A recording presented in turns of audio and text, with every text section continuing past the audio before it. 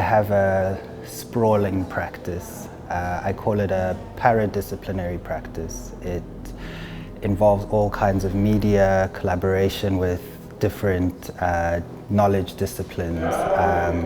I like to work alongside scientific and spiritual and cultural, historical, political traditions of knowing, but conscious of my location on the side, parallel. And through these kinds of discourses, dialogues, and collaborations, work emerges. And I think of the work mostly as models and diagrams. So something that sits in a way before the action. You can think of the work as a script or a choreography or a score.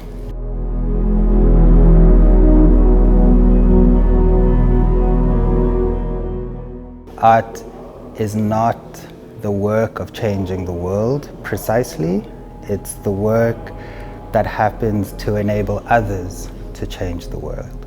And so I think of my work in some way as preparation, as thinking about what we need in order to imagine a different world.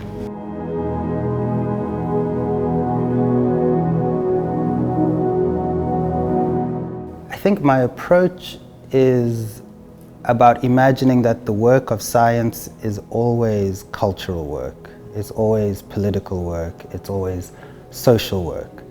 And so the interpretation of phenomena that we get from science is in a way incomplete without the input, or at least passing it through a political, social and cultural lens. And so everything, of course, is complicated, but probably there's very little in the world that is more complicated than relations between people.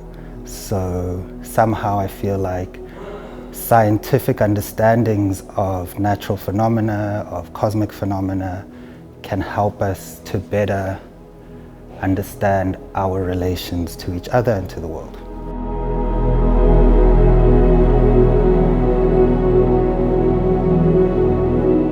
Instead of struggling so much over whether it's possible to change, I think it's much better we prepare for the change.